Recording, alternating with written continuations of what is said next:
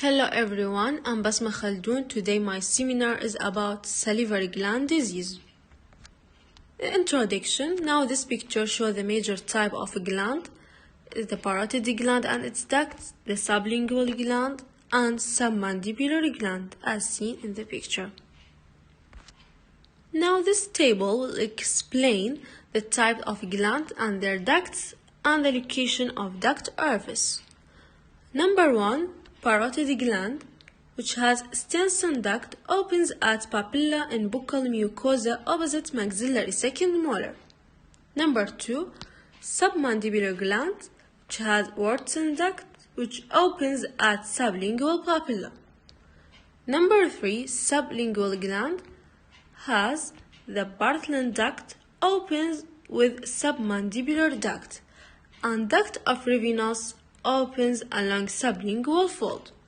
Number 4. The minor salivary glands have short duct, open directly through short ducts into mouth. The disease of salivary gland.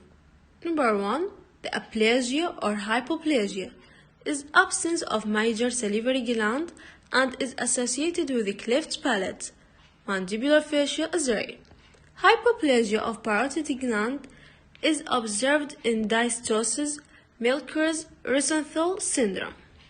This picture shows the clinical feature of hypoplasia. The clinical significance: complete absence of salivary gland lead to xerostomia.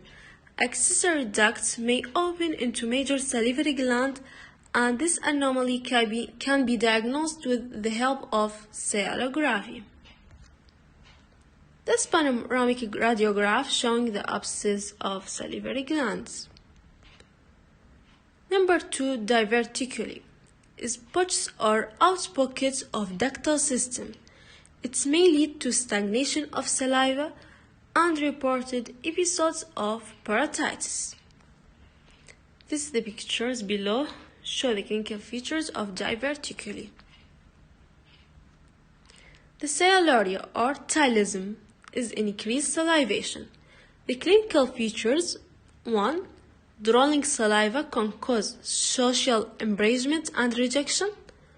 2. Angular cheilitis and skin infection. 3. In severe cases, partial or total blockage of air spaces can give rise to aspiration pneumonia. The surgical treatment: 1. Submandibular gland resection. 2. Transposition of parotid duct. 3. Parotid duct ligation. The xerostomia is decrease of salivation. These pictures show the clinical features of the xerostomia. The treatment: 1. Maintenance of oral hygiene by use of pilocarpine. 2. Artificial saliva. 3. Removal of the cause. Now the sialothiasis is the formation of calcified matter developed in the secretory system of major and minor salivary glands, are more common in submandibular duct and gland because the submandibular gland saliva contain more of calcium and phosphorus, and the saliva is more viscous, and the warthin duct is longer and has tortuous course. Diagnosis: first by history, 2. by manual palpation, 3. radiograph, which is lateral oblique or from occlusal view, and 4. sialography. These radiographs show the sialothiasis as seen here in the arrow. Sialothiasis. This is the salivary stone. Now the treatments: 1. by removal of calculus. 2. if small, remove by propping and milking duct. 3. sometimes the stones which are not impacted may be extracted through the intubation. This picture below shows the intubation. Number 4. if larger sialothiasis in the anterior part are surgically removed by sialothectomy. These pictures show the surgical incision. And also this picture shows the management of anterior submandibular cellulitis. Now the chronic necrotizing sialometaplasia is benign self-limiting reactive inflammatory disorder of salivary tissue of unknown etiology, could be related to local ischemia or infectious process. As seen in the picture is the chronic necrotizing sialometaplasia, and also on this the acute bacterial sialodenitis. Bacterial infection of salivary glands are commonly seen in patients with decreased salivary flow in debilitated and dehydrated patients. The clinical features: intense pain in salivary gland region, tender worm enlargement with red skin, purulent discharge from orifice of Stenson duct. This the clinical features. The management: use antibiotic like augmentin, palliative, hydrate the patient, stimulate salivation by chewing sialagogias, improve oral hygiene and irrigation. If there is no improvement, surgical drainage may be done by using needle aspiration guided by CT scan or ultrasonograph, as seen here. The sarcoidosis is bilateral, firm, painless enlargement involving the parotid gland. Decreased or absent salivation is associated with Hertford syndrome, which is characterized by 1. Infection and swelling of parotid gland and fever. 2. Inflammation of uvula tract of the eye. 3. Facial palsy. As seen in the picture, this is the clinical features. The HIV-associated salivary gland disease. Patients with HIV infection may experience salivary gland disease, either from AIDS-related tumor, for example lymphoma, or because Sjoren syndrome-like condition of unknown etiology. This is the clinical features of HIV of salivary glands. Mumps or non-suppurative parotitis caused by paramyxovirus is enlargement of salivary glands which are tender and present difficulty in eating if partial ductal obstruction occurs. Differential diagnosis: because the swelling near the angle of the mandible, one should not confuse mumps from infection swelling from lower molars. As seen in the picture, swelling from lower molar, and there is in picture mumps. The management: it is self-limiting. Symptomatic relief can be given by antipyretics. Antibiotic can be given to prevent secondary infections. Now, thank you. السلام عليكم، اسمي تبارك أحمد، واليوم أكمل على موضوع زميلتي salivary gland disease. راح أحكي عن الميوكوسيل، الرانيولا، plemorphic adenoma، warthin tumor، mucoepidermoid carcinoma، sialorrhea والsjoren syndrome. ضمن الcyst of salivary gland عندنا mucocele ورانيولا. The mucocele is a swelling due to accumulation of saliva as a result of obstruction or trauma to salivary gland ducts. بيها نوعين: extravasation و retention type. The clinical feature as a painless swelling which may be recurrent. والextravasation type الcommon site إلها هو lower lip و tongue, as they are the common site for trauma of minor salivary gland, while the retention type less common or rarely occur in the lower lip. Instead, it's occur in the palate, cheek, floor of the mouth, and maxillary sinus. Superficial mucocele تمثلنا vesicle or bulla. Since they are placed superficially, the bluish translucency is seen. They are fluctuant with size من 4 ملم إلى 1 سنتيمتر.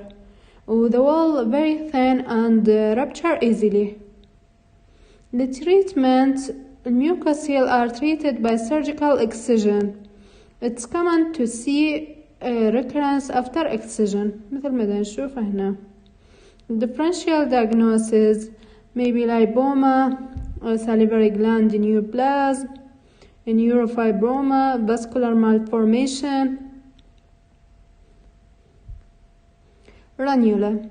Ranula, it's a special type of mucocele which occur in the floor of the mouth since the lesion appears like translucent bluish dam تشبه الأندربelly of frog. Ranula is formed because of trauma to submandibular or sublingual ducts. هنا الصور تشوفنا مكانها. The treatment, large ranula may be marsupialized. Marsupialization is a surgical technique of cutting a slit into an abscess or cyst and suturing the edges of the slit to form a continuous surface from exterior surface to anterior surface of the cyst or abscess. Suturing in this fashion, the site remains open and can drain freely. هنا شوفنا الصور عملية المارسبلايزيشن. هو نسوي انسجن بالسيست أو بالأبسس والسوتشرينج نسويه بحيث يكون الانتيريور والاكستيريور سيرفيس continuous و open حتى drain easily and freely. Differential diagnosis to ranula الأدنى angioma, lipoma, dermoid cyst. Tumors of salivary gland أدنى من ضمنها plemorphic adenoma. It can affect both major and minor salivary gland. It commonly affect the parotid gland and called mixed tumor. مثل ما نشوف بالصور الكلينيكال feature إلها more common in female, small painless nodule. The tumor is well circumscribed, encapsulated, firm in consistency and may show area of cystic degeneration. The tumor can grow a very large size but doesn't ulcerated. مثل هنا ما نشوف بالصور. الديفرنشيال diagnosis إلها الورثنز tumor, lipoma والhyperplastic lymph node. Complication. The incomplete excision of tumor may lead to recurrence. يعني إذا مش لنا بشكل صحيح may be recurrent. Long standing untreated benign plemorphic adenoma may undergo malignant transformation, maybe يتحول إلى malignant tumor. warthin tumor, its benign tumor affect the parotid gland. Involvement of the submandibular or the minor salivary gland is very rare. Males are affected more commonly in the 5th decade. The tumor is seen as a firm, non-tender, circumscribed mass in the region of the angle or ramus of the mandible or beneath the ear lobule. The treatment is surgically excised. أول tumor طبعا. هنا الصورة تبين under the ear lobule bilateral. Malignant tumor أدنى mucoepidermoid carcinoma. The clinical feature depends upon the grade of the tumor. It may grow slowly or rapidly, usually as a painless swelling of the parotid or other major salivary gland or minor salivary gland. Intraorally, it may affect the minor salivary gland of the palate, buccal mucosa, tongue, and retromolar area. In high-grade tumor may produce pain, ulceration, or facial paralysis, local destruction, and metastasis to the regional lymph node, and distant metastasis to the lung, bone, and the brain in later stages. It's common for intraoral mucoepidermoid carcinoma to undergo cystic degeneration. هنا نشوف الصور شلون التيومر بالبلت وصاير بي ulceration. The treatment tumor should surgically excised. هنا نشوف شلون شلنا التيومر وعوضنا ببروسيسز. Sialorrhea, non-inflammatory, non-neoplastic swelling of salivary gland. The enlargement is painless and usually bilateral, more common in women, commonly affect the parotid gland. الصور تشوفنا شلون الباروتيد bilaterally infected يعني. It's occur يحدث عندما يصير عندنا autoimmune disorder, hormonal disorder مثل pregnancy, hypothyroidism, diabetes mellitus, alcoholic cirrhosis, disease of pancreas and kidney, anorexia nervosa, malnutrition, HIV-associated salivary gland disorder. Sjoren syndrome. This is condition originally described as a trait consisting of dry eyes, xerostomia, and rheumatoid arthritis. Now it's found that patients present either with the dry eyes and xerostomia only هنا نسميه primary Sjoren syndrome, or with above symptoms and combining rheumatoid arthritis, systemic lupus erythematosus, polyarthritis nodosa هنا نسميه secondary Sjoren syndrome. هنا السيالوغرافي يوضح لنا شلون الشجرن syndrome affect